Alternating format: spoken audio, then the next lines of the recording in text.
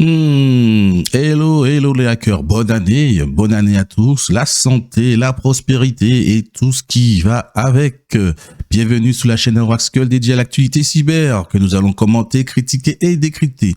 Je suis Waxkull et aujourd'hui nous n'avons pas beaucoup de news car c'est le début d'année, mais nous avons quelques suivis de news suite à des data leaks qui ont été faits en milieu d'année. Donc regardons cela ensemble.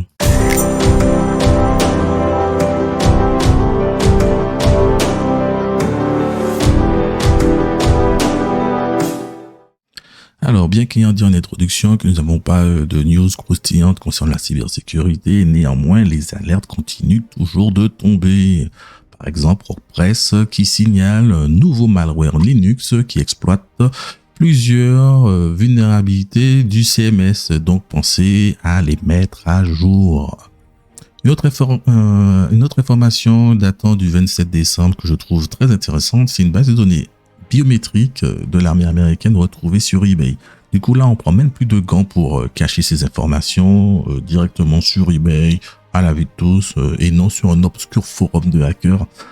Mais bon, là maintenant, depuis le temps, je pense que les données ont dû tourner de cartels de cybercriminels en cartels de cybercriminels, puisqu'elles étaient en libre accès sur des cartes mémoire de scanners utilisés au Moyen-Orient depuis 2010.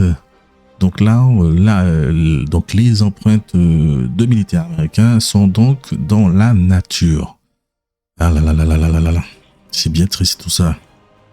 Allez, autre news. Alors, il y a un mois de ça, j'avais fait une vidéo concernant un article sur LastPass qui avait eu un incident de sécurité.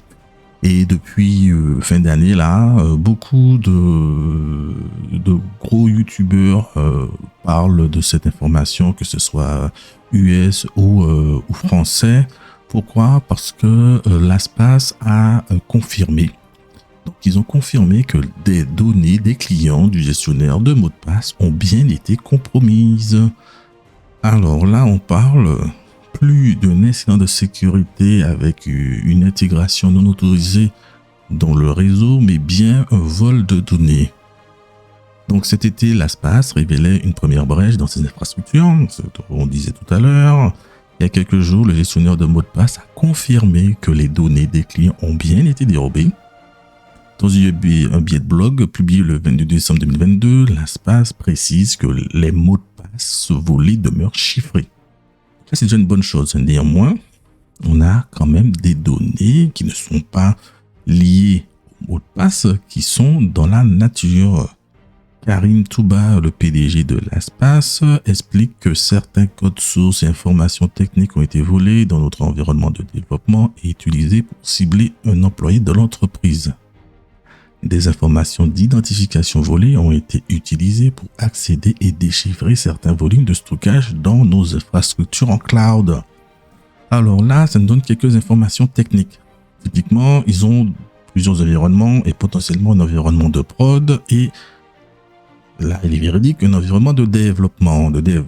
Et là, ce que nous indique son commentaire étant que leur environnement de développement contenait des informations permettant de cibler un employé.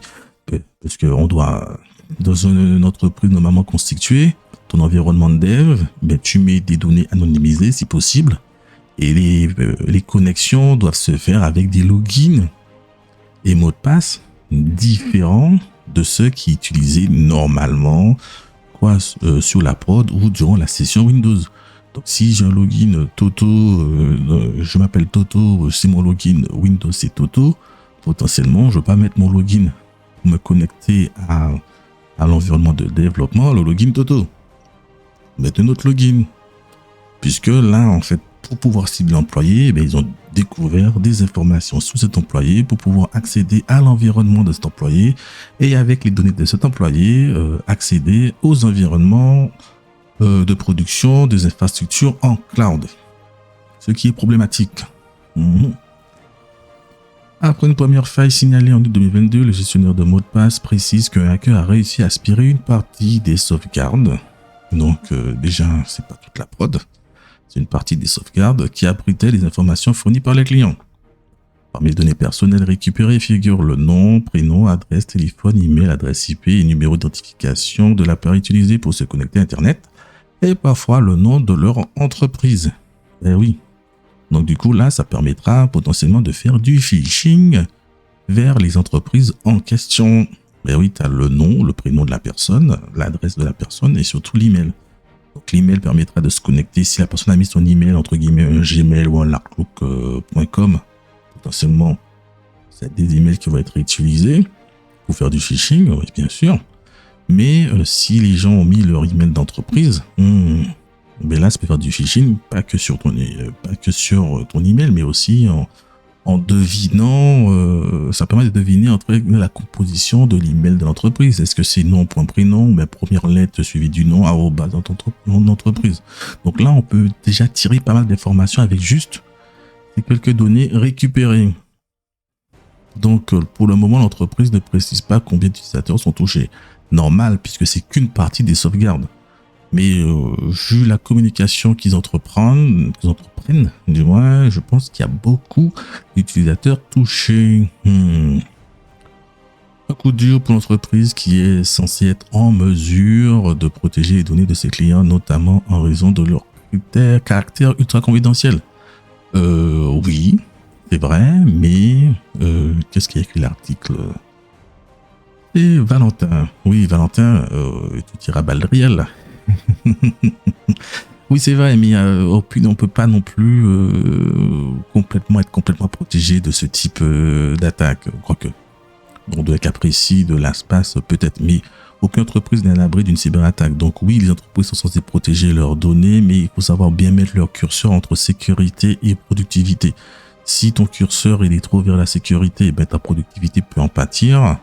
Et inversement, si ton curseur est trop sous la productivité, ta sécurité peut en pâtir. Le but de la cybersécurité étant de mettre tous les moyens en œuvre pour limiter les surfaces d'attaque et limiter les risques d'attaque, que ce soit par de la prévention, de la sensibilisation et l'utilisation d'outils et d'équipements de sécurité.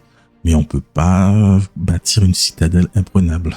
C'est impossible, surtout si on est face à des hackers étatiques qui visent particulièrement notre entreprise. De telles données sont précieuses pour les cybercriminels. Alors oui, en effet. Donc alors là, tout à l'heure, je disais hackers étatiques. Dans le cas de l'espace, on ne sait pas. En effet, permettent de faciliter des actions de phishing, surtout avec les noms d'entreprise et les adresses email. Dans son billet de blog, l'espace précise justement à ses clients qu'ils doivent se méfier et les avertit sur le fait qu'elle ne les contactera jamais pour leur demander le mot de passe.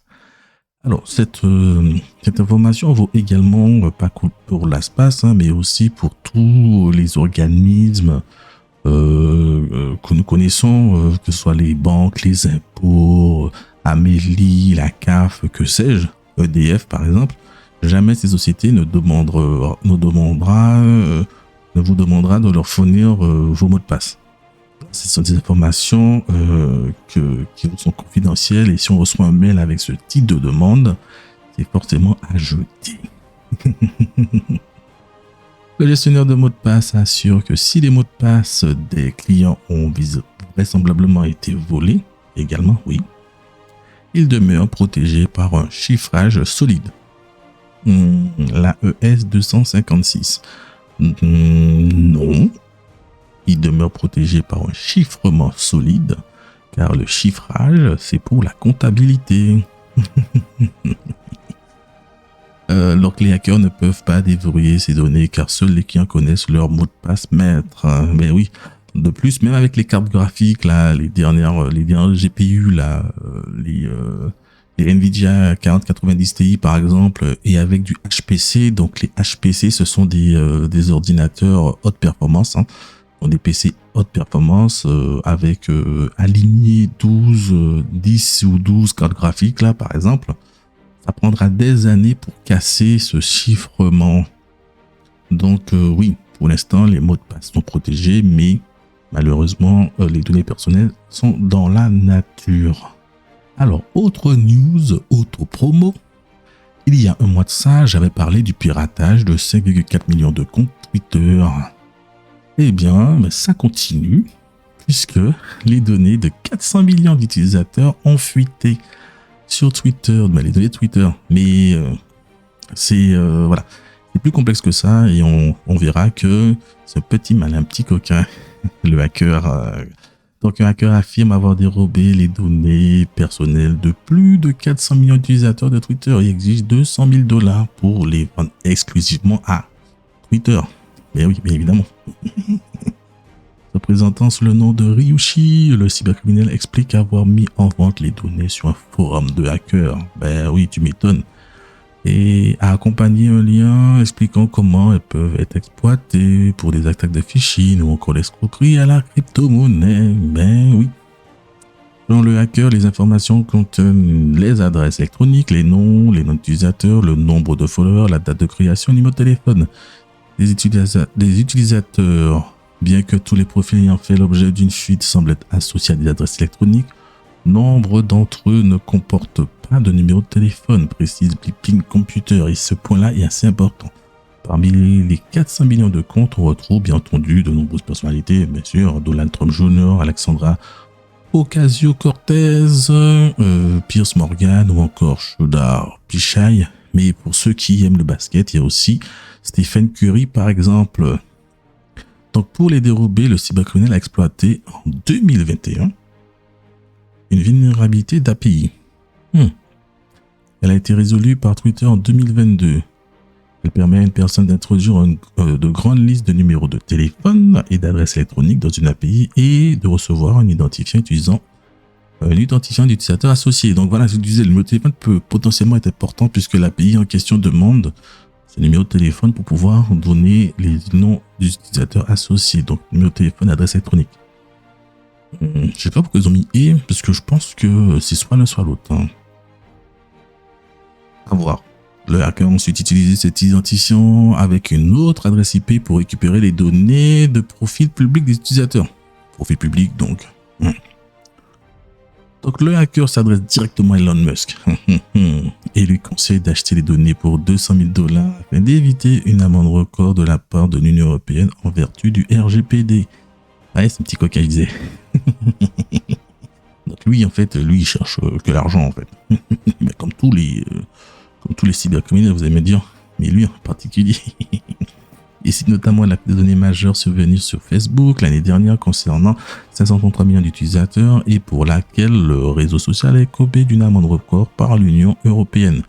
276 millions de $.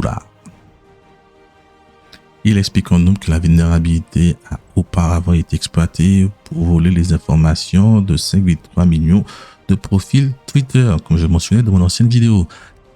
L'agence de protection des données irlandaise DPC a récemment lancé une enquête à ce sujet. Alors, Twitter ou Elon Musk, si vous lisez ceci, vous risquez déjà une amende RGPD. Écrit Ryushi sur le forum. Votre meilleure option pour éviter de payer 276 millions de $ US en amende pour violation du RGPD comme l'a fait Facebook est d'acheter ces données exclusivement. C'est un petit malin. Il explique en outre que si personne ne souhaite se procurer les données de manière exclusive, alors il vendra des copies de l'échantillon à 60 000 $ pour chaque acheteur. Donc alors l'échantillon, on ne sait pas c'est quoi l'échantillon, parce qu'en fait, tout à l'heure, dans le bas de l'article, on va voir qu'il a donné quelques comptes, mais ça semble assez faible, et vendre ça à 60 000 $, c'est pas non plus... c'est trop cher. C'est trop cher pour ce que c'est en fait. Donc alors, l'échantillon en question. Afin de démontrer la véracité de ses propos, le cybercriminel a publié l'exemple de données de 37 célébrités ainsi que de 1000 profils. Donc 37 célébrités, 1000 profils, si c'est cela l'échantillon à 60 000 $, ça fait cher l'échantillon. Sur un panel de 400 millions, personne n'achète ça. Et de toute façon, il ne faut pas acheter, puisque en achetant ça, on sera complice, bien entendu, de recel de données volées. En plus, si son échantillon est dans un fichier Excel ou avec des macros ou dans un zip ou dans un RAR, on ne sait pas si en décompilant, eh bien, on va pas se retrouver à compromettre sa machine ou son réseau. Bien entendu, les cybercriminels qui vont acheter cet échantillon, hein, ils ont les moyens de vérifier si celui-ci ne contient pas de malware. Néanmoins, 60 000 $ pour 37 comptes et 1000 profils, ça me semble light. Donc, c'est peut-être pas ça l'échantillon en question. Alan Gall de la société de renseignement en cybersécurité Hudson Rock a expliqué avoir cherché à savoir de manière indépendante sur les échantillons divulgués si les échantillons divulgués sont légitimes. Donc là, on parle bien de plusieurs échantillons. Voici ce qu'il affirme. Veuillez noter qu'à ce stade, il n'est pas possible de vérifier complètement qu'il y a bien 400 millions d'utilisateurs dans la base de données. Eh oui, d'après une vérification indépendante, les données elles-mêmes semblent être légitimes, mais nous suivrons tout développement. Donc oui, donc il y a plusieurs échantillons potentiellement, mais également les échantillons peuvent uniquement venir des 5,4 millions de comptes déjà dérobés. Donc le seul moyen de savoir si ce sont les 400 millions de comptes, c'est qu'ils les diffusent tous et puis qu'on fasse une comparaison entre ce qu'il y a et ce qu'il n'y a pas. Mais bon, en divisant tout ça, potentiellement on a du monde qui va être touché, bien entendu. Et en parlant de comptes Twitter piratés, donc tout à l'heure, en début d'article, on parlait des possibilités d'escroquerie à la crypto-monnaie.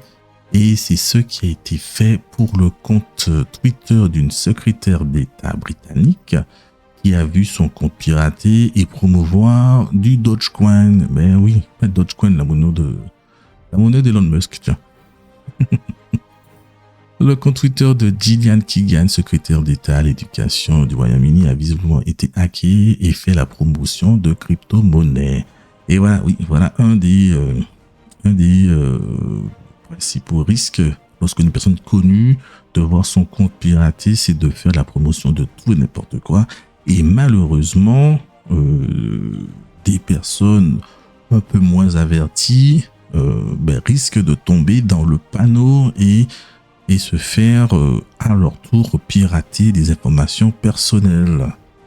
Et voilà, donc voilà, c'est tout pour ces petites news. Donc ici vont et viennent les infos cyber. Merci de m'avoir écouté et donnez-moi en commentaire votre avis. Ciao.